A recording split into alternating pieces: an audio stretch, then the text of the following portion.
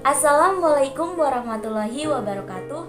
Perkenalkan, nama saya Wina Dwi Wahyuni dari kelas 11 TKJ 1. Pada kesempatan kali ini, saya akan mempresentasikan teknologi komunikasi data dan suara. Komunikasi data adalah pertukaran data antara dua perangkat atau lebih yang saling terhubung dalam satu jaringan. Teknologi komunikasi data berfungsi sebagai alat komunikasi data dalam prinsip kerjanya.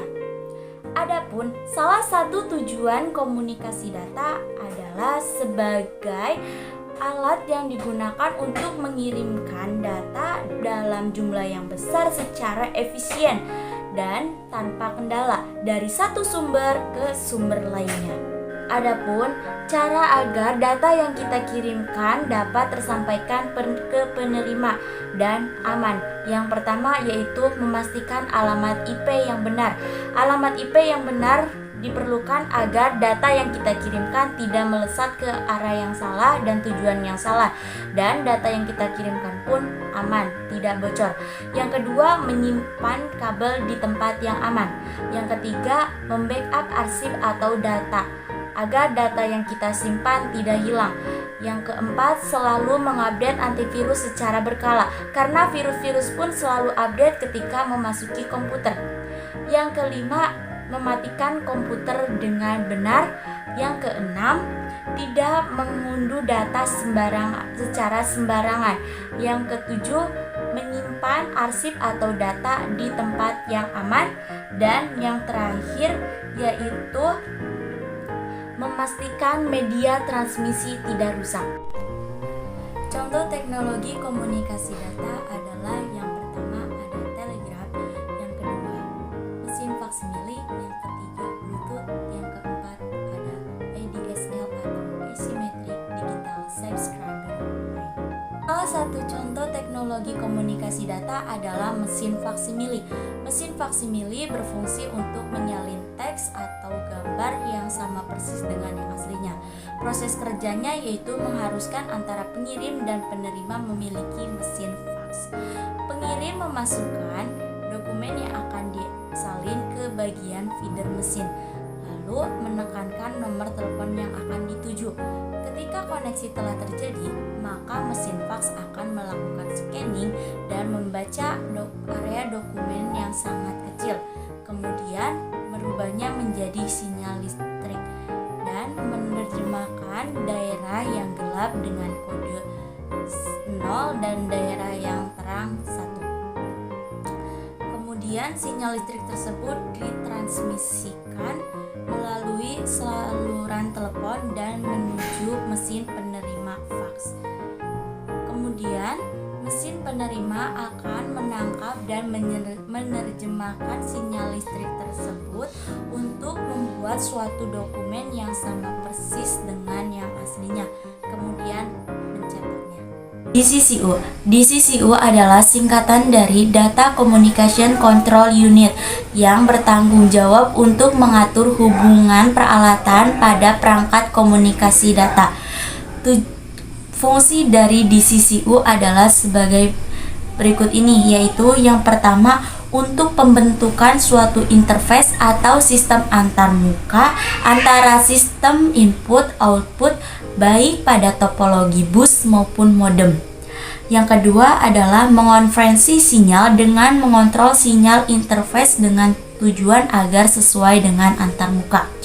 Yang ketiga, data yang dikirimkan dirubah menjadi serial maupun sebaliknya. Yang keempat, dengan mekanisme retry, maka error recovery dapat diatasi. Yang kelima, untuk melakukan konferensi kode atau sandi. Yang keenam, untuk melakukan sinkronisasi karakter yaitu dengan start stop atau menggunakan karakter SYN. Yang ketujuh, untuk membentuk bit sinkronisasi untuk keperluan controller asinkron. Yang kedelapan, untuk melakukan pengujian dalam suatu kesalahan. Teknologi komunikasi suara. Teknologi komunikasi suara adalah pertukaran data antara dua perangkat atau lebih melalui suara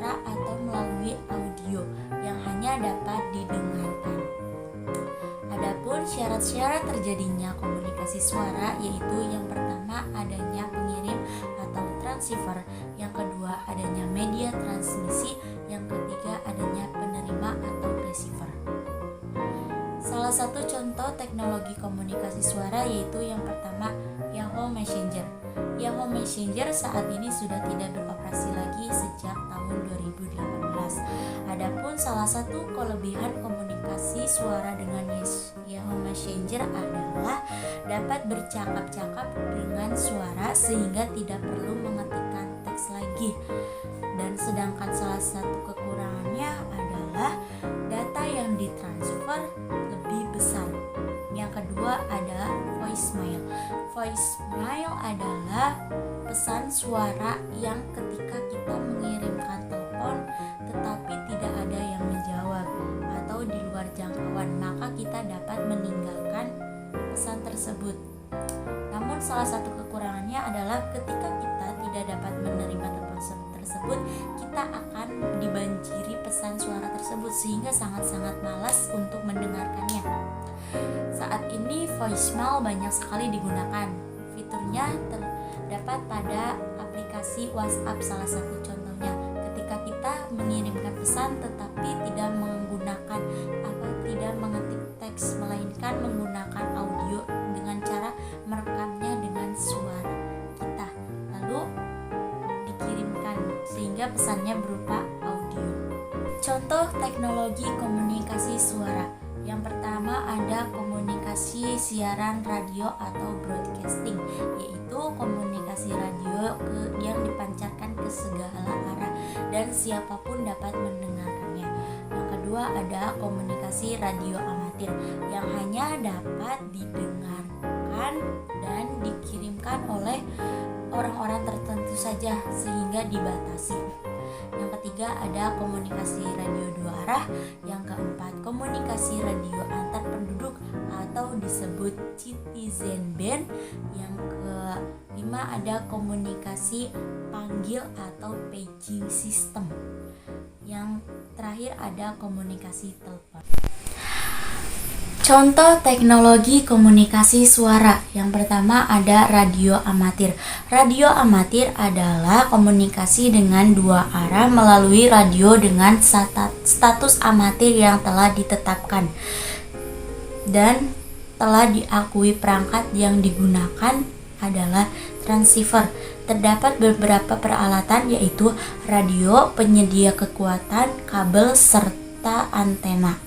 Radio amatir menggunakan frekuensi antara 150 km/Hz dan 1500 km/Hz atau sekitar 200 sampai 2000 meter. Radio menggunakan beberapa model emisi yang berbeda-beda yaitu sebagai berikut ini. Yang pertama ada A14 yaitu untuk telegraf dengan kekuatan kunci hidup mati. Yang kedua ada A3E yaitu telepon jalur samping ganda atau modulasi amplitudo.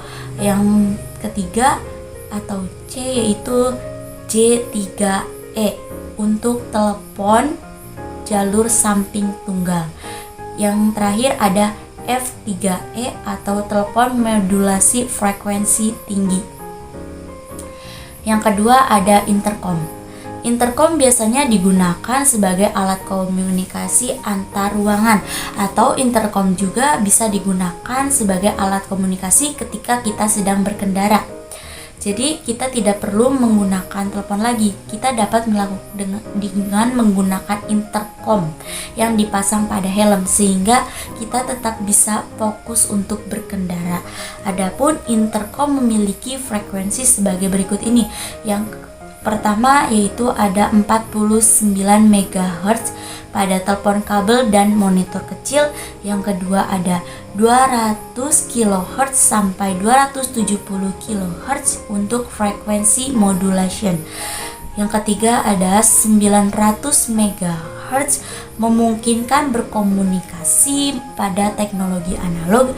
Dan yang keempat ada 2,4 GHz digunakan pada video. Dan yang terakhir frekuensi MURS atau Multi-Use Radio Device sampai 150 MHz. Kekuatan frekuensinya pun sangat lemah. Aspek komunikasi data dan suara. Yang pertama ada communication channel. Communication channel adalah jalur yang dilewati oleh paket atau data.